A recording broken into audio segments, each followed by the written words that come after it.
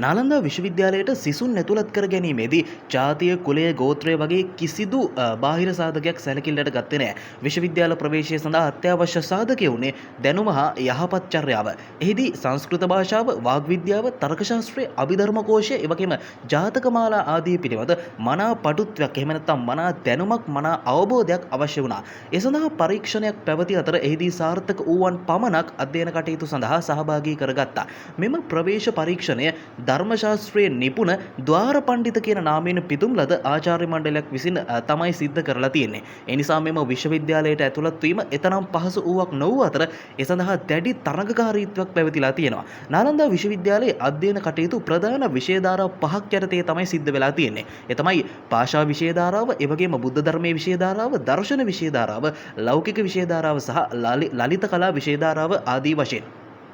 භාෂා විෂය ධාරාව ගැන කතා කරොත් මේ විෂය ධාරාව යටතේ භාෂා ගණනාවක්ම උගන්වලා තියෙනවා. ඒ අතර මාධ්‍ය ප්‍රධාන මාධ්‍ය බවට පත් උනේ සංස්කෘත භාෂාව. ඒ කියන්නේ හැම භාෂාවක්ම උගන්වන්න ප්‍රධාන මාධ්‍ය බවට පත් වෙලා තියෙන සංස්කෘත භාෂාව. ඒ නිසා සංස්කෘත භාෂාව ඉගෙනීම සියලු දෙනාට අනිවාර්ය දෙයක් බවට පත් වුණා. මෙහිදී භාෂාව හා බැඳුණු අර්ථ, නිරුක්ති, ව්‍යාකරණ, වාග් විද්‍යාව, ඡන්දස්, අලංකාර ආදී අධ්‍යයනය කළ යුතු වුණා.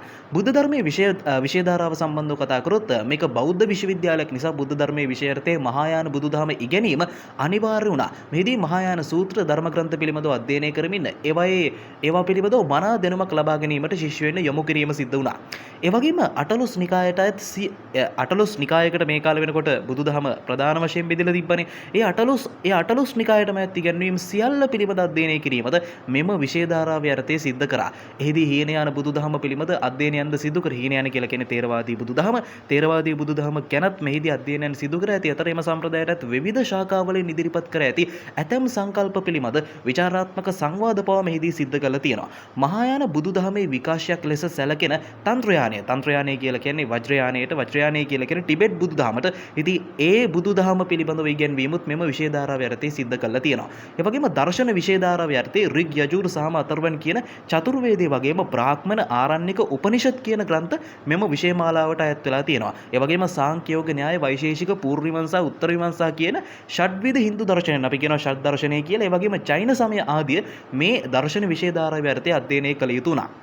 ලෞකික විෂය ධාරාව යටතේ ලෞකික අභිවෘද්ධිය සඳහා වැදගත් වන රාජ්‍ය පාලනය, වාණිජ කටයුතු, කෘෂිකර්ම ආදී ශාස්ත්‍රවලට අදාළ ඉගැන්වීම් බෞද්ධ පදනමකින් යුක්තව උගන්වලා තියෙනවා. තාරකා විද්‍යාව, ජ්‍යොතිෂ ශාස්ත්‍රය, ආයුර්වේදය, සර්ප විද්‍යාව ආදී විෂයන් විධිමත්ව මෙහිදී උගන්වලා තියෙනවා. හියුන්සන් සහ ඉට්සන් කියන දේශාටිකයන්ගේ වාර්තාවල මෙහි පැවති උසම ගොඩනැගිල්ලෙහි ඉහළ මාලය ආකාශ වස්තු පරීක්ෂණාගාරයක් වශයෙන් භාවිතා කර ඇති බව සඳහන් වෙනවා. මේ අනුව කාලගුණ විද්‍යාව හා තාරකා විද්‍යාව පිළිබඳව ප්‍රවීණත්වයට ආචාර්යවරුද මේ නාලන්දා විශ්වවිද්‍යාලය තුළ ඉඳලා තියෙනවා. ඒ වගේම නිවැරදිව කාලය මැන බලා මුළු නගරයටම වේලාව නිවේදනය කරපු පෑතැටියකුත් මෙහි තිබිලා තියෙනවා. ආයුර්වේදයේ පිළිබඳ විෂය ඒකකයේදී රෝග හඳුනා ගැනීම, රෝග විනිශ්චය, ඖෂධ නියම කිරීම ආදී ගුරු මාර්ගෝපදේශ මත පුහුණු කරලා තියෙනවා. විවිධ රසායන බෙහෙත් වර්ගද ඒ වගේම විවිධ රසායන බෙහෙත් වර්ගත් මෙහි නිෂ්පාදනය කර ඇති අතර ඇතැම් රෝග සඳහා ශල්‍ය කර්ම පවා මෙහිදී සිද්ධ කරලා තියෙනවා. ජ්‍යොතිර්විද්‍යාව ඉගෙනීමේදී නොයෙක් ලෙඩ රෝගවලට භාවිතා කළ හැකි යන්ත්‍ර මන්ත්‍ර ජප කිරීම බෞද්ධ මුහුණුවරක් යටතේ මෙහිදී පුහුණු කර ඇති බව තමයි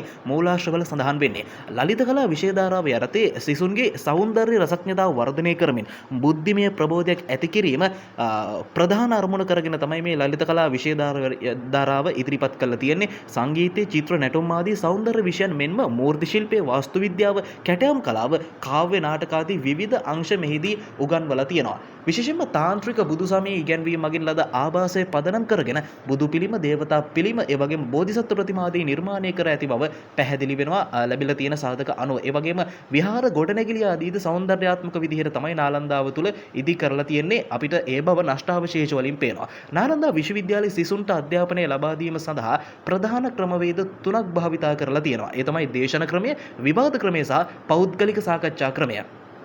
දිනපතා දේශන පවත්වන ස්ථාන හෙවත් කතිකාචාර්යවරුන්ගේ ආසන 100ක් මෙහි පිළියෙල කර පැවති අතර ඒ ස්ථානවලට ගිහිල්ලා දේශනවලට ඇහුම්කන් දීමට හා ප්‍රශ්න විචාරීමට අවස්ථාව උදා කරලා දීලා තියෙනවා. මේ අනුව ප්‍රශ්න ඇසීමට, ගැටළු සාකච්ඡා කිරීමට, ස්වකීය මතවාද තර්කානුකූලව ඉදිරිපත් කිරීමට ශිෂ්‍යයින්ට සම්පූර්ණ නිදහස ලබා දී ඇති බව පැහැදිලි වෙනවා. ඒ වගේම සෑම ශිෂ්‍යයෙකුටම පෞද්ගලික ගුරුවරයෙක් සිටි අතර ශිෂ්‍යයාගේ ඉගෙනීමේ කටයුතු පිළිබඳව සොයා බැලීම වගේම විනය හා හැසිරීම පිළිබඳව පාරකාරීත්වය අදාළ ගුරුවරයාට පවරලා තිබ්බා.